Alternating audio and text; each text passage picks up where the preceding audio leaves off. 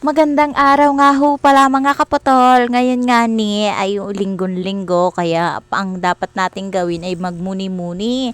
Dahil nga ako kahapon ay medyo hinapon na ng uwi si Jowa pero pag uwi niya ho ay may dala-dala ho siyang gatong.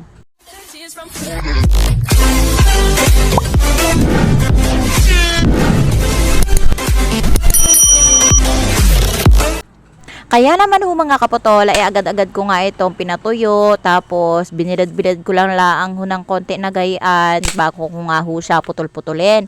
Sa mga nagtatanong nga ho mga kapotol kung paano ko daw gawin yung mga gayaan ay ganyan ho laang, inaapak-apakan tapos pinuputol-putol ko laang ho yung mga tuyo na ho talaga panigurado. Sabi ka nga ho pala ni Jowa ay wag ko daw ho pakakailaman yung panggatong nga na ho na ito kasi nga ho siya na lang daw ho ang magpuputol-putol, magsisibak-sibak para nga ho may panggatong kami. Dahil nga ho sobrang aliw na aliw din talaga ako ngayong umaga at sobrang ganda ho ng gising ko. Sa kabaligtaran nga ho mga kapatol ay sobrang tanghali na rin ho talaga ako nagising kasi nga ho si Gio ay panayang iyak. Sobrang hirap po pala mag-awat ng bata kapag gayon na palaki siya ng palaki tapos parami rin ng parami ang ngipin. Pasakit din ang pasakit sa suso.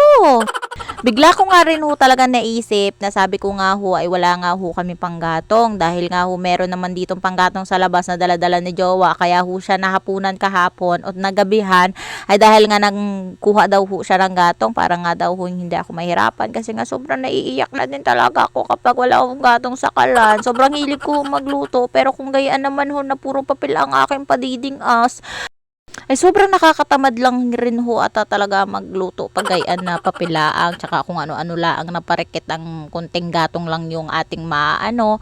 Sa mga nagtatanong ho mga kapotol ay ganito laang ho ako magputol ng panggatong namin. Inuuna-una ko lang rin po pala yung mga medyo kaya ko lang putulin, yung payat. Baka naman ho may magkomenta naman dyan kung nasaan yung asawa ko ay kaya ho niya hindi ito naputol ngayong araw ay siya ho ay nagtatalok kasi kailangan rin ho talaga naming mag-racket at extra racket kasi ho habang wala pa ho akong trabaho ay ganito po muna ang aking ginagawa. Ganito din ho din talaga yung aking talagang ginagawa sa pang-araw-araw kapag gayon ho na kailangan naming magtiyaga. Pag may tiyaga, may nilaga.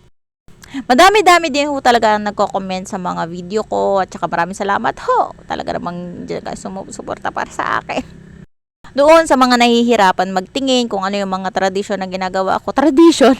Kung ano-ano yung mga ginagawa ko dito sa loob ng bahay, kung dapat yung mga content ko, kung ano lang yung mga kakayanan ko sa buhay, yung mga kailangan kong ginagawa dito sa loob ng bahay, at paano ako nakaka-survive. Yan drama.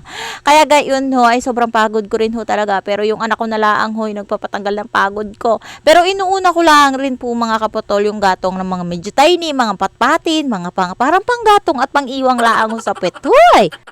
Pero sa kaalaman ng lahat ay sobrang dingas ho yung mga kahoy na yan. Yan ho ay mga kakawate, mga kaputol. Yung mga nabubulok na kakawate ay pinanggatong-gatong na laang rin ni Jowa para nga may uwi niya dito sa bahay. Para nga ho may panggatong kami. Yung aming kalan nga ho mga kaputol ay gayaan o yung aming mga panggatong. Hindi ho kami nag-uuling kasi yung ipipambili namin ng uling sa isang sako ay sobrang mahal. Ay ipapanggatong na laang ho ni Jowa. Kaya palagi naman ho siya sa bukid. Kaya naman ho ay talagang siyang mahilig din maggatong-gatong ng gayaan. Talagang hindi niya ako pinapabayaan kasi nga sobrang hilig ko din ho talaga magluto. Kaya nga minsan may napapanood kayo ng mga content ko na nagluluto ako at kung paano ko magluto ng gayon sa bahay. Sabi nga ho ni Jowa ay wag ko na daw ho pakialaman itong gatong na to. Pero syempre kapag masipag ka ay hindi mo rin talaga matitiis na hindi mo gawin. Lalo na kapag magluluto ka at wala talagang panggatong. Sasamantalahin ko na din mga kaputol yung mga pagkakataon na medyo nag-iinit-init nga ngayong umaga. Para kahit papaano ay pagkaputol-putol ko na itong gayaan ay matuyo man laang doon sa may dulo na aking itatabi. Ay sobrang kulit nga ho ng anak ko kaya ho medyo natatakot-takot din ako kasi nga medyo hinahawak-hawakan niya rin yung gulok. Baka may magkomenta naman dyan na ilayo ko yung bata. Ay paano nga ho naman talaga mailalayo ay talagang sumusunod sa akin, sa aking puwitan. Siyempre nanay. Pero wag na ho kayo mag-alala kasi nga ho ay talagang iniiwas ko din talaga yung mga matatalim na bagay sa anak ko. Ay talaga namang kahit hindi mo talaga gagawin ay kahit sawayin mo ay gagawin niya rin din talaga. Kaya nga ho medyo natatakot din ho ako dito kasi nga pag lumalapit-lapit siya sa akin baka nga ho ay mataga ay magaya sa nanay naputol-putol ang mga kamay at paa. Sa mga nagtatanong naman ho sa akin kung paano ko ho gagawin yung mga ginagawa ko dito katulad ng gayan, ay tiyaga-tiyaga laang, mikos-bikos laang para magawa ka at makasurvive sa mga bagay-bagay mo sa buhay. Gustuhin mo baga naman na wala kang panggatong ay gawin mo na laang yung mga ganyan-ganyan. Ay kaysa umiyak ka ng umiyak dyan at tiis ka sa mga parikit na nakikita mo laang at magpulot-pulot, ay buti nga ho ay may panggatong na gayon para kahit papaano ay medyo madingas-dingas na naman ang ating mga kalan sa araw na ito. Talagang pinalaki din ho talaga ako ng tatay ko at nanay ko na gawin ko lahat ng mga bagay na gusto ko sa buhay. Hindi rin ho nila ako sinanay na subuan, paliguan. Sabi nga daw ho ng doktor sa akin nung ipinaluwal ako ni mama, pinaluwal? Nung iniluwal ako ni mama o ipinanganak ako ni mama, hayaan lang daw ho ako matuto sa mga bagay na gusto ko sa buhay. Kasi kapag sinanay daw ho ang mga katulad kong mga special child, yung mga katulad kong mga inborn, yung mga may kakulangan sa physical na katayuan, ay dapat law ho ay hayaan lang ho na kumilos mag-isa, magsubo mag-isa. Yung dati-dati ho kasi mga grade 1 pa lang ho ako, ay naalala ko ay sinusubuan pa po ako ni mama.